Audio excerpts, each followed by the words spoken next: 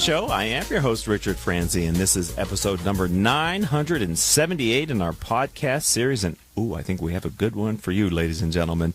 Shirlene Reeves, certified financial educator and author, is in the studio. She's one of only 253 certified financial educators in the entire United States. Shirlene helps others understand the importance of financial principles to enhance their knowledge of the economy. Something I'm very interested in talking to her about here in a minute. Her experiences in finance, as well as her background in being an author of the Wealthy Woman magazine, helps guide entrepreneurs to grow their visibility and profitability.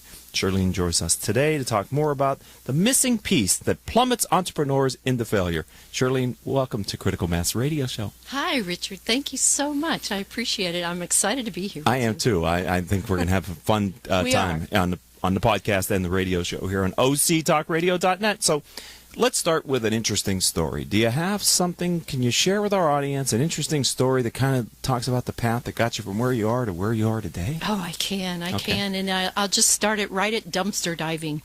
There was a place in my life when I had two young boys, and I was standing in front of a dumpster because somebody had told me that was a good way for us to get food.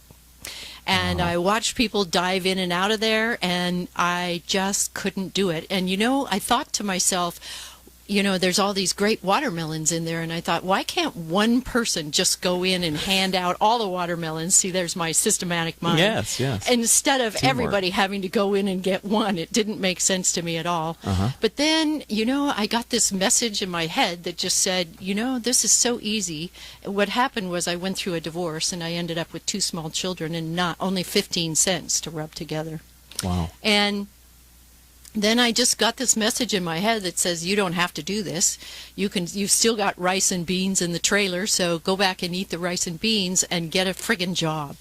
And that's what I did, is I got a job, and so here I am today, and I went on to build a multi-million-dollar business. I bootstrapped it from zero to millions. I had a $250,000 payroll every 2 weeks. So you're comfortable telling people about your humble and challenged time in your life, yes? Yeah, absolutely. I believe that it's all in our mind. And if we think we're poor and we think we're never going to climb out of the worst time in your life, then you won't.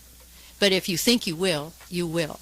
So the power of the thought, huh? Yes. And I was trained by Wayne Dyer and Ram Dass on Maui. Okay. And one of Wayne Dyer's favorite phrases is, when you change the way you look at things, the things you look at change. Wow. And I just had to change that perspective and know that I wasn't going to be in that place. Do you think you had to hit, obviously you did, what I would think would be pretty close to the bottom? Oh, it was as far down as I could go. Right. Yes. You had to get there before that voice in your head gave you the message that you needed to hear that changed your life. I really think so. And also my youngest son looking up at me and saying, Mommy, I'm really hungry. Oh, my God. And I just have chills just thinking about it. Exactly. It was one of the most painful times in my life. Yes. But I knew I can do it, and I just pursued it and kept moving forward. And if you just put one step at a time, one foot in front of the other, you'll get there if you believe you can. Yes, it's not about me, it's about you.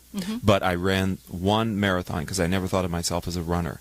And the lesson that I learned from running that one LA marathon was just that. Put one foot in front of the only thing you can do is put your foot down. Exactly. And then put the next foot down. Exactly. And put the next foot down. And just keep doing that until I saw that finish line, and then it was like, okay, I think I can finish. Right. And even in business, it's just baby steps. If you just do one thing each day, you'll get where you want to go. Amazing. How do you help other entrepreneurs from having to get as far down to get up? You know what I mean? It's empowering to hear your story, but it would be nice if you didn't have to get that far down to get to summon whatever it was that inspired you to change your life. Right. And so how do I help them? I paint the vision.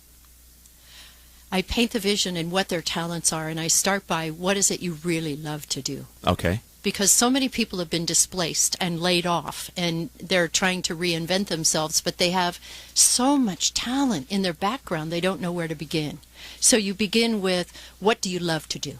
What's your favorite thing to do? What are you excited to get out of bed and do in the morning? And some people can't even tell me that. So I tell them, go and think about it, and then come back to me, and we'll pull it out of you once you've figured out what excites you when you get out of bed in the morning. So this is the first time, ladies and gentlemen, in the spirit of full disclosure, that I've met Shirlene.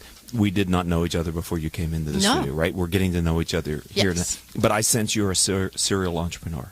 Oh, yeah. And that you have multiple revenue streams, some passive, Absolutely. some active. Yes. Okay. So what in the tease, I said you're one of 253 certified financial educators. Mm-hmm. Do you love finances? Is that why you put the commitment to become so differentiated in this space? Or what drove you to get this certification that few others have gotten?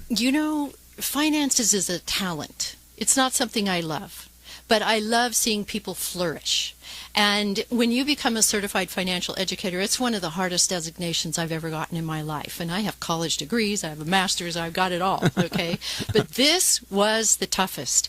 And because I am certified by a consortium of universities, colleges, and I'm able to teach in universities, and I also go on business campuses to teach.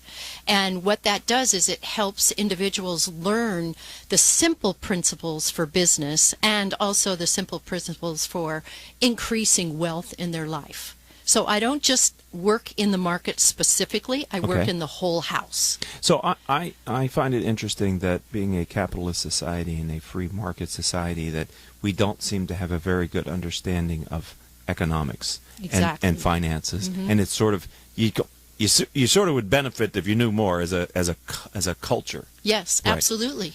Absolutely. And my hope is, I've got it on my TV show. I come on shows like yours and talk about it here. And my hope is that people will learn the easy principles so that they can make their own decisions.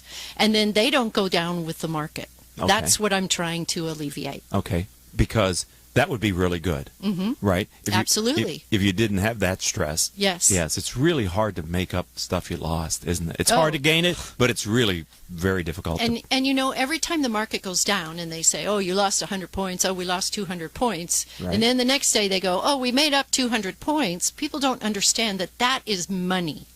And what happens, get it, right? Yeah, right. That's why they call it points. They don't want to say, oh, you lost this much money. Right. So they say, oh, you lost 200 points. But the problem is that it eroded away, just like the waves coming in and taking the sand out. It takes your money out every time it goes down. And you have to more than make up that 200 points to make that money up. Yeah, it's not one for one, is it? Not at all. Wow. And do you find in teaching successful entrepreneurs, they understand, or are you helping them, as even though they've built maybe a successful company, do you find they still can benefit from financial education and planning? They don't get it. All they hear is what their financial planner or their financial advisor says, and that's only about the market.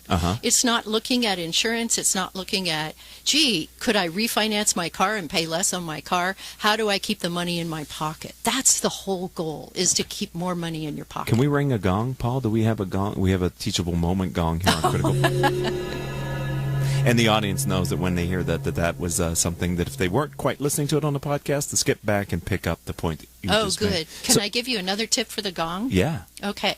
One of the things I'm trying to share is to make sure that this year that you pay your taxes. Please pay your taxes. Don't just put it in a 401k or put it in a SEP IRA. Pay the taxes. And the reason I say that is because we're at the lowest tax bracket possible right now. And they're going to raise the taxes, and we never know what they're going to raise them to. You think the taxes are going to go up? The percentages are definitely going to go up. Who's going to pay for the deficit? I don't know, but we have I thought the election sort of said we're going to have lower tax brackets. Yeah, right. You don't believe it? No, because the lowest has been since 2006. It's been 25%, and people keep putting money in their 401k, and when they become 65 or 75, whatever, because we're getting older and older with regard to when we take it. Right. We have no idea how much we're going to pay in tax. We're completely blind. In all of your training to become a certified financial educator, did the debt and deficit, was that a part of the education that you got? Oh my gosh, yes. Is it surprise you that nobody talks about it in this? Yeah, well, what are we going to talk about? What can we do? Have you ever gone on the internet and looked up the debt clock and how fast it turns? I hate that thing. It's awesome. Scary, isn't it? It is. Yeah, it's overwhelming. Terrifying. Exactly. Yeah. Exactly, and that's why they keep having to raise the debt ceiling, right? Yes. They have to keep printing more money, which makes our money worth less. And every time they do that, it hurts all of us. You know a lot about a lot of things, don't you, Shirley? A little bit. As it relates to this, Yes, this area. I do. All right, we're going to take our first commercial break here on Critical Mass Radio Show. When we come back, I in the open said there's a missing piece that plummets entrepreneurs into failure within finance. Can we start with that when we come back? Love to. So don't go anywhere, ladies and gentlemen. This is one short commercial. It's just an advertisement for something, a product or service that I do. I would really appreciate if you'd listen to it, and we'll be back in about a minute. If you are an Orange County business executive, this message is for you. Do you ever feel isolated with no place to turn for advice or feedback? Who holds you accountable to your commitments in your company? Where do you find the right resources to help you and your company grow? If you have these questions, then Critical Mass for Business might be the answer for you. Critical Mass for Business is committed to helping you make better decisions. These are groups of peers running businesses just like you, providing a great sounding board to test ideas and concepts, review plan and goals, and present issues and opportunities for discussion. The result is improved strategy, accountability, people, and execution skills. If you are interested in learning more, go to www.criticalmassforbusiness.com and learn more about our executive peer group.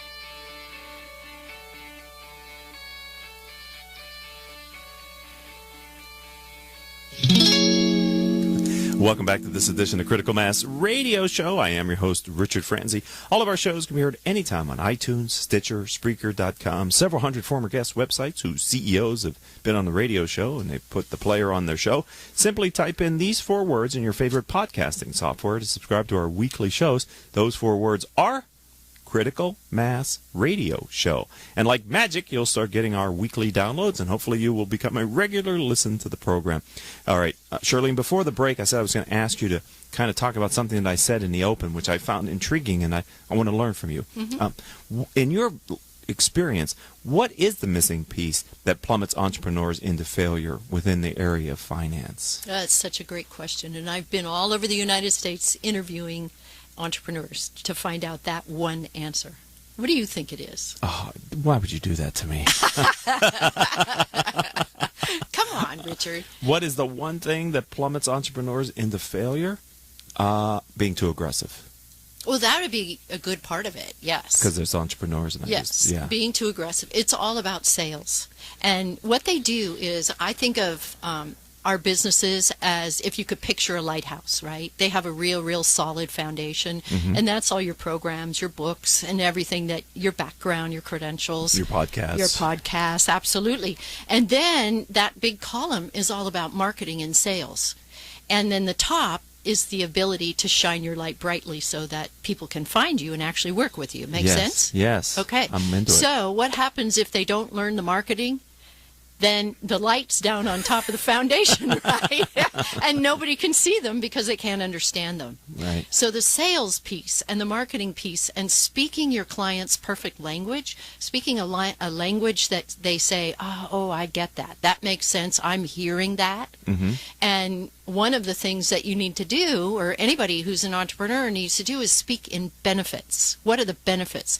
Not how we get to where we're going, but how we can benefit our clients. Then they'll hear us. Yep. But if we're talking about how to get there, forget it. So now that you answered the question, I was thinking that should have been my answer, because in working with as many entrepreneurs and business owners as I do, I find a common area where if they don't come from a sales and marketing background, where they're very uncomfortable, mm-hmm. marketing a little bit, but sales completely. Right. Matter of fact, some of my the people that I've worked with actually don't like the sales function or the sales people. Right. And it's because they're too aggressive. Yeah. But I teach entrepreneurs how to take a step back and not be so aggressive and make relationship the major factor rather than the sales. How do you do that? Is that through one of your online platforms? Is that through a classroom? I actually teach a 2-day intensive, and it's called Compel Don't Sell, The Art of Selling with Heart. Okay. Right? And I'll give you the first step. It's 3-step waltz. And the first step is all about listening to the other person. asking pertinent questions. And one of the things I teach the entrepreneurs I work with is how to frame those questions so that you can get the answers to see if you can support them or not. Because everybody you talk to is a client in some form or another, because even if you can't work with them, somebody else can, and you can refer them, which gives you referrals back. Wow. Look at you. You're just so comfortable with all this different kind of content, huh? It's impressive, frankly. I hope. Well, if I don't teach sales, how can I help them with money, for crying sakes? Exactly. Because I believe the best way for entrepreneurs to sell their company is to offer value. Yes, benefit. Yeah, and maybe that's a thoughtful interview on a podcast with nothing to do about your business, but to demonstrate to some prospect out there that you're competent, sane, good ideas, knowledgeable. People want to do business with people they know, like, and trust. Exactly. So how do they get to know you? In this day and age with, I know I'm speaking to the choir here, where social media and technology, any entrepreneur can create a global brand. Right. At least attempt to be out on the global platform, right? Yes. You do that. I do it. Yes, I do. And why did you do that to begin with? Why did you get an online TV show? That's a lot of work. Oh, you got that right. Boy, it's a lot of work. I prefer radio. It's a lot easier. Yeah, it's a lot easier. Why did I do that? Because I wanted to teach those financial principles. And people want to see, or like you say, hear, like, and trust, right? And with TV, they can see you. And that's why I do it, because they'll listen to me. And when I teach those easy principles on TV, they will listen. And so how long have you been doing your show?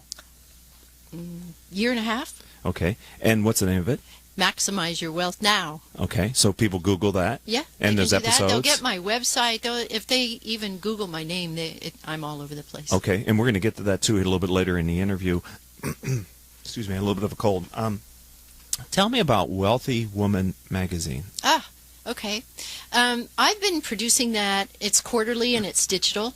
Okay. For about a year. But my last magazine is spectacular because it's all, for the majority of it, I have 26 authors, and many of them are from the Evolutionary Business Council. And the evolutionary, I'm not familiar with that. That's I'm going to share that with you. They've had multiple Emmys. They've been elected for the Nobel Peace Prize. They have it's the most amazing group of people. And there aren't a lot of them. There's about 150 of them in the core group. And they wrote in that magazine, and it's all on business, finance, family, and lifestyle. So this is just packed full of great information. It's amazing, yes. So how do you have the time as an entrepreneur to be good at so many different things? I'm not trying to blow smoke at you. I'm trying to say it's difficult to have multiple revenue streams and do them well. How do you teach a moment here for the audience? How do you do it? It's all in how you structure your time. So let me give you an example. Like, I'll teach the Compel Don't Sell, Art of Selling with Heart, only one time a month. That's 2 days of work. And then I do a 90-day, 1-hour coaching each week. Then I have people in my big package that actually want to do what I'm doing right now, and they want to be on TV, and they want to learn how to get on TV. So that's another facet of what I teach. And I only take 14 people a year, and they have to be very special people, ready to rock and roll, and know who they are and what their packages are. And then, so that's only an hour a week, right? Okay. So what I'm trying to say to you is, if you can boil down your time to you have your ongoing, so you always know maybe that's going to be 20 hours a week, and then the magazine comes in, so I know I'm going to have to spend a minimum of 20 hours getting those people all settled in and doing and I don't put the magazine together, believe me. I pay for that. Okay, right. Yeah. So you're focused on where your value add is. Absolutely. My time is worth money, so everything that I do, it better be a payback. So what would you say to an entrepreneur who says, I can do this low-value task and just get it done, and I don't have to pay anybody for it? What advice would you give to that person? You have a choice. First of all, depending, how old are they? 37 and a half years old. Oh, 37 and a half. Okay, well, they've got more time than some of us, right? Okay, so you have to look at the time factor and how much time they have to make the money that they want. And I always tell them, you've got 3 choices. You can do nothing. You could do something, or you could do a whole lot of something. And so it's up to them how they want to handle it. I also suggest to entrepreneurs that you're the most expensive employee in your company. Mm-hmm. You shouldn't be doing low-cost activities. Mm-hmm. Would you pay somebody your rate to do that? No. Well, then why are you doing it, right? Yes. You should be doing high-value activities, and because it's the entrepreneur's dilemma, as I think of it. You're big enough where you have a lot to do, but you're not feeling comfortable enough that you could pay people to do the things so that you could release to go do more. That's the big hurdle right there, Richard. That's the hard part, is seeing past the end of your nose. Right. And it's like I said, if you want to do all of your marketing and you want to create your own website, is that what you're excited about, getting out of bed in the morning? No. Of course not. Right. And then so it feels don't do like drudgery, right? And then they stop doing it because they're having to do too many things, the stuff they don't like. And that's another problem, is because they don't know the steps to take in their business. So they go out and get a website, and they go out and get business cards, and they think they have a program, but they haven't yet figured out how to market or sell it. So how long did it take you to figure out how to do your 2-day sales training boot camp kind of thing? I mean, you had the idea. 3 years. It took you 3 years. 3 years. Okay. To really fine-tune it. You know why? It's because I do it on Zoom. It's a nice. 2-day intensive on Zoom. So I've got one coming in from New Zealand and Canada. They come in from all over. But every 50 minutes they get a 10-minute break, and I play lots of music and stuff like that. You know, it's like being at a regular event. Right, you have And then to. on Zoom, it's miraculous because you can put people in Zoom rooms where they can interact and try out whatever it is that you're teaching them. So Shirlene, this goes back to what we talked about before. There's so many technology platforms now that help entrepreneurs to reach customers around the world. Mm-hmm. It's never been a better time for an entrepreneur. No, it's awesome. Because it's awesome. at a price point you can afford. Exactly. Free. Zoom is free. Can you afford that? That's a great price. There's no reason why you shouldn't be doing Zoom rooms. And people get to do it at home. Right. They don't have to pay for a hotel. The person that's doing it doesn't have to pay for a big hotel room and all that expense. And you don't have to go out and eat. You can eat at home. And it saves them a ton of money. And they don't have to fly anywhere. So it seems like to me, as I'm learning who you are, Shirlene, that you're the kind of person that looks around and sees good ideas that the people are doing, and you sort of chalk those away and think about, would that work for my business? Mm-hmm. Or no, it's how can that work for my business? So that's the question. Yes. Paul Gonger, ladies and gentlemen. We're going to restate that so you don't have to go backwards. What questions should they ask themselves? It's how can that work for my business? And another thing is, don't chase the shiny object. Don't run after the next thing and the next thing and the next thing. You mean I need to have a YouTube channel and a Facebook Live? And yeah, right? Exactly. Or don't take class after class after class. Finish one class, put it into practice, then move to the next one. Get a return on it. Yes. And make sure you always have a coach. You have to always. Even I have 2 coaches. Okay. So always have a coach, because there's always somebody that knows more than what you know. You're speaking in my choir. I believe in the power of social learning, right? Mm-hmm. I have these CEO peer groups here in Southern California for businesses because I think you can learn so much from just being in a room with other people who have different experience than you. And you could do it on Zoom. And you could do it virtually. Yes. That's right. Okay, Shirlene Reeves, if someone wants to learn about all the things you do, is there one place that you would think they should start to learn your brand and understand what you do? Sure, they can go right to my website. It's easy. Maximize Your Wealth Now. Right now. Okay? MaximizeYourWealthNow.com. Would you come back at some point in the future? Because I feel like we've just started this. You've only scratched the surface? Just scratched the surface with you. I think you're probably right. All right, then. Well, thank you for being a friend of the program. You're certainly welcome. I'm glad to be here. Welcome to the Critical Mass community. Thank you. I appreciate the commitment I and look time. forward to getting to know some of your listeners. That'd be great. All right, ladies and gentlemen, that's going to do it for this episode of Critical Mass Radio Show. I'd like to thank our engineer, Paul Roberts. Our producers are Crystal Nunley, Joan Park, and Haley Stern. I'm your host, Richard Franzi. If you'd like to learn more about the radio show or the CEO peer groups that I lead, check out my website, criticalmass4, spelled F-O-R, business.com. And until our next show, I hope all of your business decisions will move your company in a positive direction.